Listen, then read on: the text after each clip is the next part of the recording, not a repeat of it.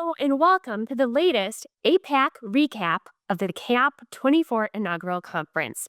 I'm here today with Bob Ross, and hello and welcome to this very special edition. I'm the director of the Heart Disease Prevention and Lipid Clinic at Park Nicollet near Minneapolis, Minnesota, and the president of the Academy of Physician Associates in Cardiology. It's my pleasure to introduce to you Bob Ross, the chair of our Vascular Medicine Committee and Peripheral Arterial Disease Extraordinaire. Bob, tell our audience a little bit about yourself and what you do in vascular medicine. Thank you.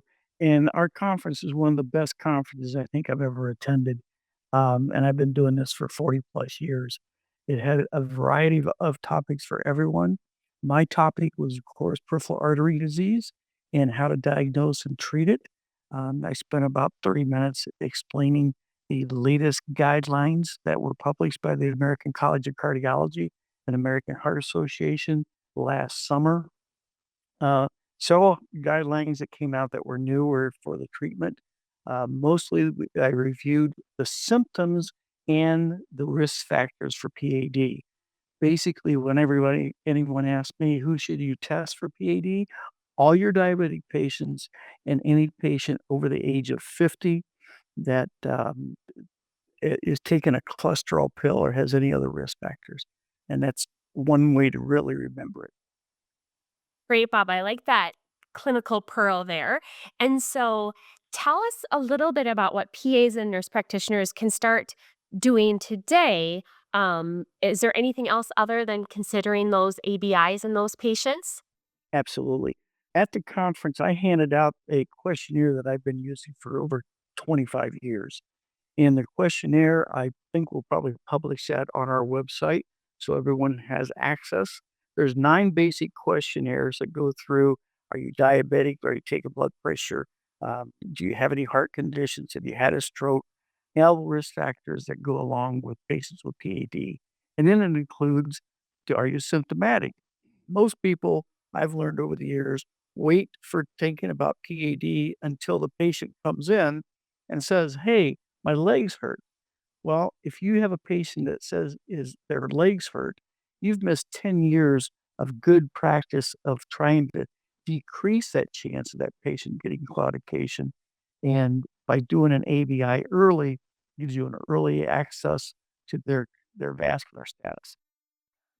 That was a great point I took away from your talk, Bob, which was so thorough, is really you're waiting too long if you wait until symptoms happen. And I think we've all practiced and preached for a long time that statins save lives. But I think we also need to add that statins save limbs too. And so, really, when you think about, like you said, anyone who's on a statin is at risk for peripheral arterial disease. Is there any little known fact on the topic you presented that you think our audience might like to hear?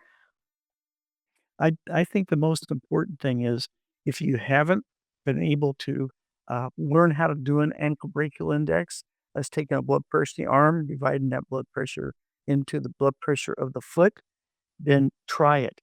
It's so simple and so easy. You don't have to have a Doppler.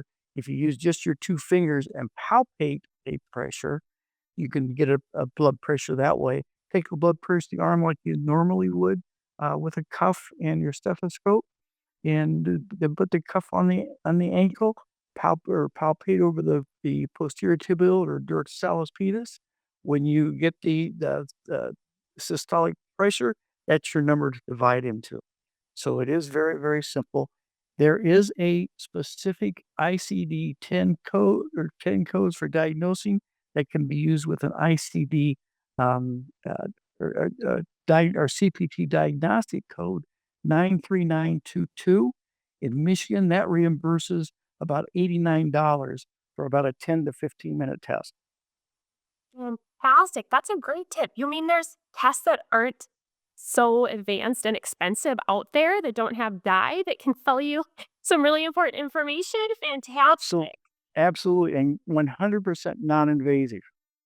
I love that. Get in there and check it out. Can you refresh us our memory of the guidelines? What's an abnormal ABI for the value numbers? Yep.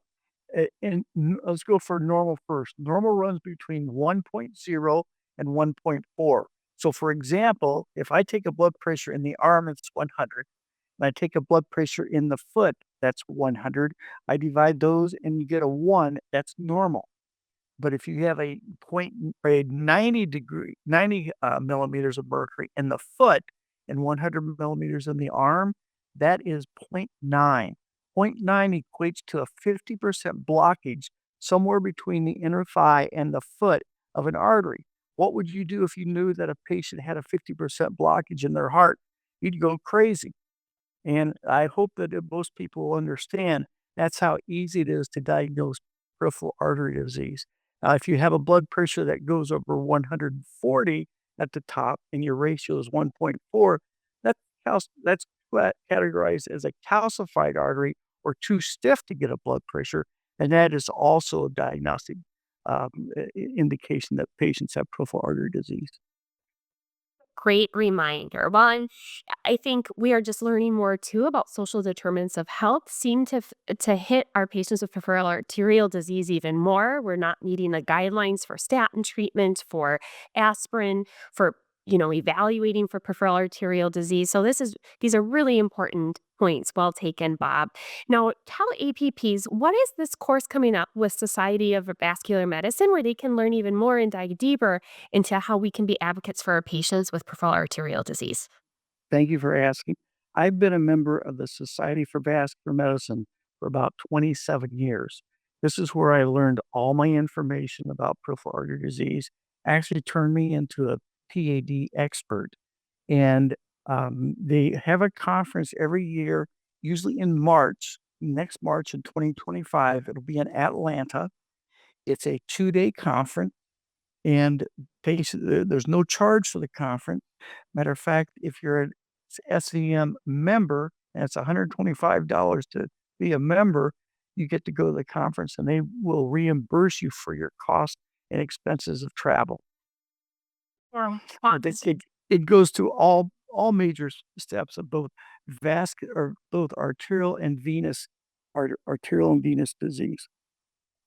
I love this niche that you found as a PA to really advocate for patients and to find a way you can be an expert for your community as well. And Bob, remind us, where do you practice medicine? I'm in Michigan. I established a mobile vascular lab 21 years ago. And what the lab does is goes around to physician offices doing more than just ABIs. We do complete ultrasound, duplex ultrasound testing, and echocardiograms. And we even do general ultrasound for gallbladders, livers, and kidneys and things too.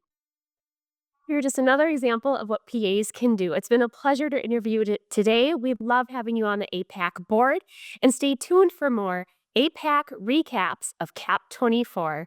Thanks for joining us and thanks for your time, Bob. Thank you very much. Good night.